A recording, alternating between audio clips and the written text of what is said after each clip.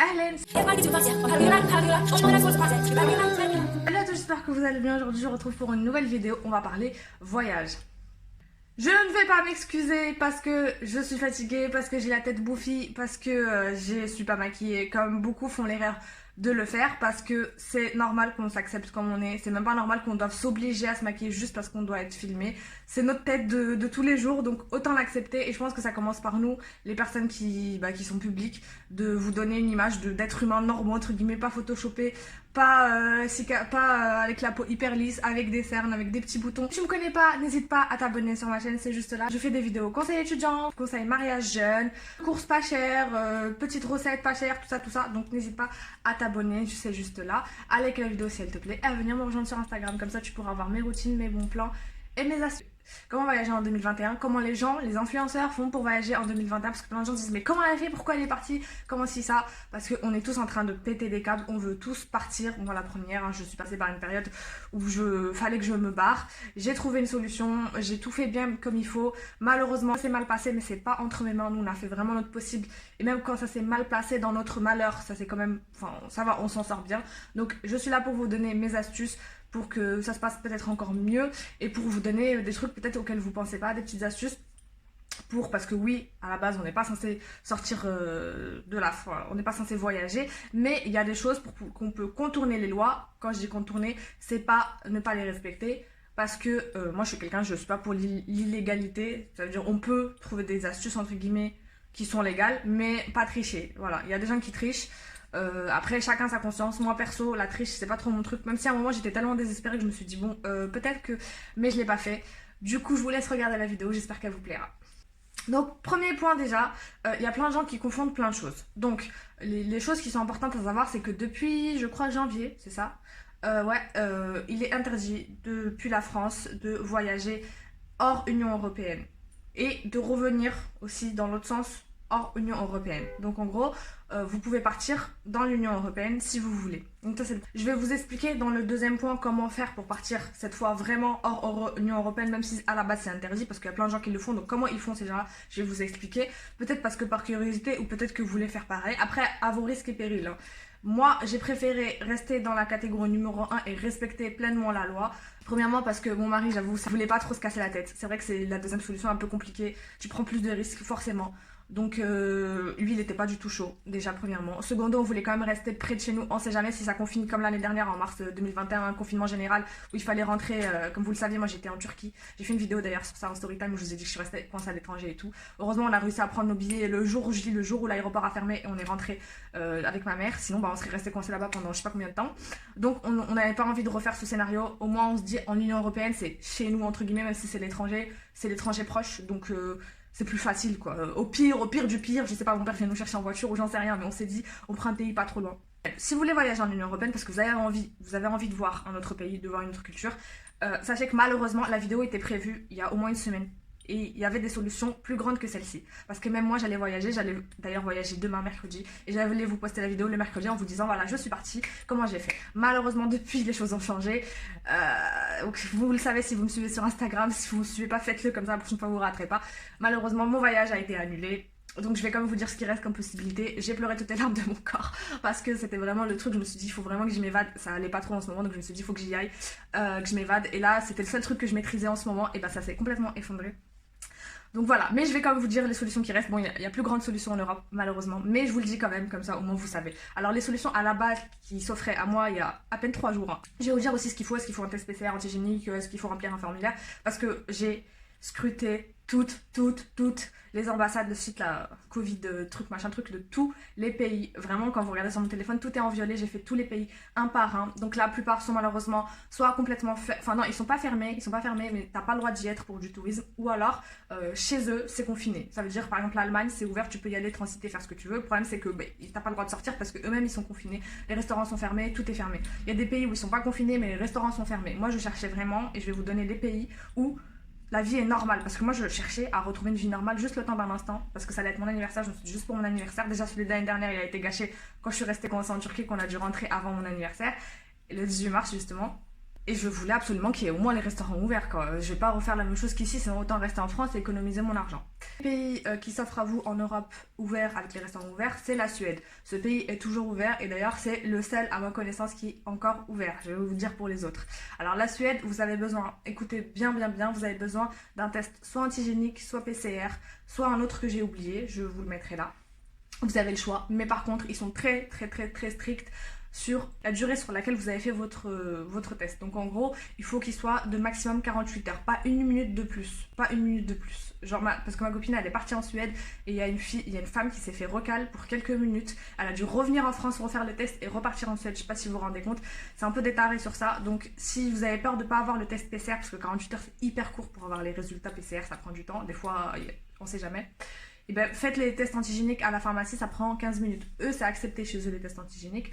Donc voilà, vous avez aussi, je crois, un formulaire à remplir, mais je suis pas sûre. Mais je vous mettrai le lien de l'ambassade de toute façon pour regarder pour la Suède. Donc ça, c'est le seul pays qui pour l'instant est encore ouvert. À la base, comme je vous dis, il y a une semaine, il restait encore 2 pays. Donc nous, on avait le choix entre la Suède et les 2 autres pays. Malheureusement, les 2 pays ont fermé.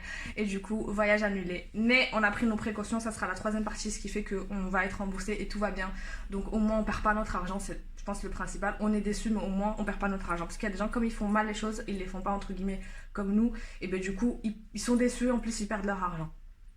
Donc les 2 autres pays c'était l'Italie et Malte. Nous on avait énormément hésité entre Malte et l'Italie, mais Malte c'était 300 € le billet chacun, donc ça faisait 600 €, alors que l'Italie c'était combien, 260 chacun, on en a eu pour à peu près 300 €. Donc on a choisi l'Italie, tout était ouvert là-bas, c'est juste qu'il y avait un couvre-feu à 18 h. Après l'Italie, le problème c'est que on savait que c'était un peu risqué parce que ça fonctionne en zone. En fait en gros, la zone rouge c'est tu bouges pas, t'es confiné, tu bouges pas du tout. La zone orange c'est un peu comme on est en France, ça veut dire il y a un couvre-feu, les restaurants c'est à importer, t'as pas le droit d'y accéder, mais ils sont pas confinés. La zone jaune, ça veut dire tout est ouvert, mais il y a un couvre-feu à 18 h, mais c'est ouvert les restaurants. Et la zone blanche, tranquille, tout va bien. Le problème, c'est que quasiment tout, enfin, l'Italie était encore en zone, enfin, c'était l'endroit où on voulait aller, c'était en zone jaune. Donc, les restaurants étaient ouverts jusqu'à 18 h, les musées étaient ouverts, on s'est fait notre programme. J'avais une liste longue comme le bras de restaurants là-bas. Et j'ai fait vraiment un truc tellement j'étais trop contente. J'ai fait une liste de restaurants avec des catégories pâtes, une catégorie pizza, une catégorie chic, une catégorie glace. Bref, j'étais dans un délire quand ça s'est tout effondré. Je me suis dit mais tout le travail que j'ai fait, après c'est pas perdu, ça sera ouvert bien un jour, un moment ou un autre, mais voilà, ça fait quand même chier. Malheureusement en fait vendredi j'ai regardé le site, samedi ils ont monté toutes les zones jaunes, ils les ont pas montées juste en zone orange. On aurait dit bon on va en zone orange, tant pis on prend les trucs à emporter, mais au moins on va à un autre pays, c'est mieux que de rester en France. Ils les ont monté carrément de la zone jaune à la zone rouge, donc tout est confiné quasiment en Italie, il n'y a plus rien d'ouvert. La seule zone qui est encore en blanc et qui est normale entre guillemets, qui se passe rien, c'est la Sardaigne, sauf que bien sûr on a regardé pour changer nos billets aller en Sardaigne. Je vous laisse regarder les prix des billets en Sardaigne. Bon, ça nous a refroidi bien sûr, 1000 € le billet, personne va nulle part pour 1000 €, juste en plus à côté, hors des questions. Enfin ils ont profité je pense du fait que c'est le seul endroit où c'est ouvert pour exprès démonter les gens. J'avais Malte, et Malte c'était ouvert, tout allait bien, et d'un coup confinement. Donc heureusement on avait éliminé Malte avant l'Italie. Parce qu'ils avaient déjà confiné avant l'Italie, donc on s'est dit bon tant mieux, au moins on n'a pas choisi, nous tranquille, en Italie c'est encore ouvert, et bam, l'Italie aussi après a suivi. Après un autre pays aussi qui est toujours ouvert, c'est l'Espagne. Mais l'Espagne c'est un peu, on n'a rien compris en fait en vérité, on a essayé de regarder sur le site. L'Espagne c'est comme l'Italie, ça fonctionne vraiment par région, donc chaque région est confinée ou pas, c'est pas comme la France, tout est confiné, ils cassent les pieds pour tout le monde.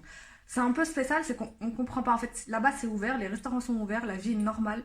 Le souci c'est que de ce que j'ai compris, tu n'as pas le droit d'y aller pour du tourisme. Donc est-ce que quand tu vas à l'aéroport, il y a moyen qu'ils te contrôlent, s'ils trouvent que t'es pas espagnol, et bien ils vont te renvoyer dans ton pays peut-être, ou alors ils vont te demander un justificatif comme quoi tu viens pour un truc impérieux, je sais pas. J'ai vu qu'il y a des gens qui sont allés, notamment à Malaga, donc nous on a beaucoup regardé pour aller à Malaga parce que c'est dans le sud et tout. Il fait hyper moche en ce moment dans le sud à Malaga, alors que normalement il fait genre 20 degrés. Donc on s'est dit ça sert à quoi, il pleut quasiment tout le temps, peut-être qu'ils vont nous arrêter, peut-être je sais pas. Donc de ce que j'ai vu sur le site, t'as pas le droit de dormir là-bas, t'as juste le droit de transiter, donc je crois que c'est interdit. Donc voilà, en tout cas ce que j'ai vu c'est qu'en Catalogne, à Barcelone c'est interdit, je l'ai vu. Après dans les autres régions faut voir, j'ai pas très bien compris, mais pour moi c'est interdit. Donc on l'a éliminé aussi. Voilà, du coup malheureusement pour nous, on s'est retrouvés comme ça samedi, on devait partir mercredi. On a essayé de rebondir, c'était trop court. On a préféré rembourser nos billets, on va en parler dans la 3e partie. Comme ça au moins on est sûr. Et voilà, je suis très déçue. Bon, je vais pas chouiner parce que j'ai tout le week-end pour pleurer. Mais voilà, on a essayé de faire de notre mieux, on a fait par élimination, on a essayé de trouver, on essaie de faire de notre mieux. La vidéo aussi là pour vous dire que voilà, surtout prenez vos précautions parce que tout peut changer du jour au lendemain. Vraiment, la vidéo elle était prévue, je vous disais sur Insta, vous m'avez dit ouais, fais là et tout, on veut trop savoir. Au final, il y a 3 pays déjà qui se sont éliminés d'eux-mêmes. Voilà, il reste encore l'étranger pour ceux qui sont un peu plus casse-cou. Mais en tout cas, nous, malheureusement, en plus, mon mari n'a pas son passeport pour le moment. Donc, l'étranger, de toute façon, c'était mort. Il nous restait la Turquie. La Turquie, tu peux aller avec ta carte d'identité. Ou le Maroc, tu peux aller, enfin, on peut aller avec nos passeports algériens, vu qu'il a le passeport algérien. Mais on s'est dit faire une escale pour devoir aller après en Turquie, qui est même pas à 2 heures, et au Maroc, ça n'a aucun intérêt. Donc on décide pour l'instant, je vous tiendrai au courant, mais normalement on devrait se faire un petit road trip dans le sud. Vers une région on n'a pas été, parce que d'habitude on va plus vers Nice. Donc peut-être qu'on va faire un coucou à ma famille à Nice pour mon anniversaire, et après on va bouger. Voilà, je suis, comme je vous ai dit, complètement déçue. Mais après j'ai trouvé des solutions pour ceux qui veulent quand même voyager en France, et qui veulent quand même sentir un peu le goût d'avant, entre guillemets, avoir des restos, se faire chouchouter. Je sais que j'ai trouvé dans la région de Marseille, je pense que ça doit exister un peu partout, des hôtels-restaurants. Et en fait, comme ils ont un restaurant dans leur hôtel, ils te montrent carrément la nourriture dans ta chambre. Donc ça te fait comme si tu mangeais au restaurant. T'as pas les trucs à emporter dans les barquettes et tout. Moi, je voulais une vraie présentation. Au moins pour mon anniversaire, je voulais comme, tu sais, mettre bien manger et tout, une bonne table et tout. Apparemment, il y a des hôtels qui font ça. Donc voilà, renseignez-vous dans votre région si vous voulez vous faire un petit week-end. On a fait aussi un week-end sur Paris. Je vous mettrai la vidéo juste là, qui était très sympa aussi, un week-end spa si vous voulez faire. Bref, vous avez de quoi faire malheureusement en attendant. C'est la solution qu'on a trouvée, qui est certes décevante, mais voilà, au moins, comme dit, on est en sécurité. Après, donc passons à la deuxième partie pour ceux qui sont les plus curieux et les plus casse-cou. Pourtant, c'est un truc assez simple, hein, je sais pas pourquoi les gens n'ont pas pensé, mais tout le monde était, mais comment ils ont fait pour partir, les influenceurs, je comprends pas comment ils ont inventé des motifs impérieux, blablabla. Alors sachez déjà qu'il y a une première chose, vous pouvez partir à l'étranger pour motifs impérieux. Les motifs impérieux sont motif impérieux familial, donc si vous avez un décès, un problème de santé dans la famille, vous présentez un justificatif de là-bas et normalement ça passe. Vous avez aussi, deuxièmement, je vous fais pardon, si un motif pour le travail, donc si vous devez faire un travail, votre entreprise vous fait le cacher comme quoi vous devez aller là-bas, c'est obligé, donc vous pouvez y aller pour le travail. Et la troisième raison, c'est pour la santé, si vous avez une raison médicale de devoir faire un rendez-vous là-bas, c'est pareil. Vous avez aussi une quatrième raison, c'est si vous quittez la France définitivement et que vous allez habiter dans ce pays-là, genre je sais pas moi, par exemple je vais aller habiter en Algérie définitivement, et ben je présente un truc que tu fais au consulat, comme quoi tu déménages définitivement en Algérie, et là ils te laissent passer. Donc il y a des contrôles au PAF. Est-ce que à la PAF, à la police, quand vous passez dans certains terminaux, donc c'est là où c'est important, c'est qu'en fait, partout, en fait, il y a des terminaux pour les vols qui sont à l'étranger, enfin qui sont hors Union Européenne, et il y a des terminaux qui sont pour l'Union Européenne. Les contrôles se passent dans ceux où ça va hors Union Européenne. Il n'y a pas de contrôle là où il y a là où tu pars en Union Européenne, parce que tu as le droit de partir en Union Européenne, comme je l'ai dit dans la première catégorie. Il y a ceux qui ont vraiment des motifs impérieux, ils arrivent à peut-être faire des faux certificats ou vraiment avoir des motifs et puis ils arrivent à y aller. Et il y a ceux qui en ont pas et qui ont plus de temps et plus de courage surtout. Vous avez une solution toute bête et je sais pas pourquoi il y a des gens qui comprennent, enfin qui n'ont pas réfléchi tout seul. C'est tout simplement transiter par un pays européen, ce qui est complètement légal. Est-ce que c'est légal? Oui, normalement c'est légal. Par contre, s'ils vous crament, ils peuvent vous faire chier. En gros, vous avez le droit de partir dans un autre pays, admettons vous partez en Espagne, en Allemagne, je sais pas où, et de l'Allemagne vous partez d'où vous voulez. Donc vous pouvez partir à Dubaï, au Mexique, les pays qui sont encore ouverts. Il n'y a pas beaucoup de pays qui sont ouverts, donc de ce que j'ai vu dernièrement c'est Dubaï, Mexique, le Kenya, la Tanzanie, je crois que c'est tout. Hein. Le Maroc était ouvert, mais est-ce qu'ils sont encore ouverts? Le Maroc, si, le Maroc c'est ouvert. Ils n'ont pas des liaisons avec tous les pays, donc même eux ils t'obligent à faire des escales des fois, bref c'est très compliqué. Mais tu peux y aller que de Paris. Par exemple, moi je voulais justement faire une escale en Allemagne pour pouvoir aller au Maroc par exemple. Et enfin légalement entre guillemets. Sauf que en fait quand tu vas en Allemagne, ils te refont revenir à Paris pour partir pour repartir au Maroc. Donc ça n'a aucun sens. Donc je vais pas partir de Paris et repartir en Allemagne. En plus je crois que tu devais transiter aussi l'Espagne et revenir vers la France. Jamais de la vie. On est à 2 heures du Maroc, donc autant abandonner. Mais c'est plus cool pour les trajets plus loin. Donc tous les gens qui vont à Dubaï ou Maldives ou où ce que vous voulez font ça en fait. Ils passent par un pays. Vous choisissez votre pays. Il y en a qui font, au lieu que ça soit genre que vous attendez bêtement dans l'aéroport, vous pouvez carrément aller dans le pays, même si c'est pas ouvert les restaurants, tout ce que je vous ai expliqué, vous allez une journée, vous dormez et vous repartez le lendemain, comme ça vous êtes tranquille. Ou vous partez le jour même, vous attendez à l'aéroport, vous prenez un bon livre et c'est réglé. Juste veillez bien à ce que ça soit un transit et pas une escale. Ce que tu dois faire, c'est vraiment partir réellement à Francfort. Donc tu prends sur Air France un vrai billet Paris-Francfort. Ensuite, tu prends un autre billet Francfort-Dubaï. Ok? Et moi, j'ai comparé parce que je voulais le faire ça. J'ai comparé, c'est le même prix quand tu faisais Paris-Francfort et Francfort-Dubaï que si tu faisais Paris-Dubaï. C'était le même prix. Enfin, fait ce qu'il veut. Et la troisième catégorie, du coup, c'est comment assurer correctement son voyage, comment être sûr que tout va bien se passer. Voilà, ce que j'ai fait moi comme truc, que au final, même si ça a été annulé, au final, j'ai quand même fait très attention. Donc je me suis fait, on est en train de se faire rembourser, même si c'est long, même si c'est tout ce que tu veux, mais au moins on n'a pas des problèmes en plus. C'est que veillez très attentivement à lire à chaque fois, à revenir à chaque fois sur le site de l'ambassade, comme je vous ai dit, du pays, et à regarder à chaque fois, parce que des fois ça change. Des fois le test antigénique il est accepté, et ensuite il est plus accepté. Donc il faut bien regarder ça. Combien de temps il faut que votre test, vous avez le droit de le faire combien de temps? Parce que la Suède c'était 48 heures, l'Italie c'était 72 heures, donc tu avais plus de temps pour faire ton test. Regardez, je peux rien vous dire, vraiment regardez. Moi j'étais devenue ouf, mon mari pareil. Voilà, si vous voulez voyager en ce moment, c'est qu'il faut vraiment être hyper précis, hyper aux aguets. Ça c'est mon premier conseil, de regarder très très très précisément, voir si vous êtes capable de le faire. Aussi regarder les prix des tests PCR là-bas, parce que ce n'est pas remboursé. À part par Malte, c'était gratuit, sauf que vas-y, j'avais pas, en fait c'était gratuit, mais j'avais peur qu'il n'y ait pas les résultats à temps. Donc voilà, c'était par l'État, sinon il fallait faire un truc privé. Et du coup, les prix sont environ entre 100 et des fois 300 euros. Vous le comptez en fait dans votre budget, ça peut aller jusqu'à 300 euros par personne. Truc à regarder, c'est surtout la compagnie, les assurances, tout ça. Faites très très attention si vous voulez récupérer votre argent, parce que c'est très possible que du jour au lendemain, le pays ferme, que ce soit Dubaï, ce que vous voulez. C'est pour ça que nous, on voulait pas faire une escale et tout, parce qu'il suffit que l'Allemagne refuse après les transits. Après, tu fais comment pour atterrir à Dubaï? Trop compliqué. Donc faites bien attention à ce que vous respectez les lois de chaque pays. Et pour le transit, si vous faites un transit, il faut respecter à la fois, quand vous allez sortir, par exemple, vous allez à Paris, Francfort, quand vous allez être à Francfort, vous devez aussi présenter votre PCR. Donc il faut faire attention que vous respectez aussi les lois de ce pays. Admettons, par exemple, à Dubaï, vous avez le droit à l'antigénique, ce qui n'est pas vrai, mais admettons que vous avez le droit à l'antigénique et que vous faites juste un antigénique. Si vous arrivez à Francfort et que Francfort, vous n'avez pas le droit à l'antigénique, vous avez le droit que au PCR, vous n'allez pas passer. Donc faites très attention à ça, d'accord? Faites très attention. Faites un test PCR, vous savez que ça passe partout.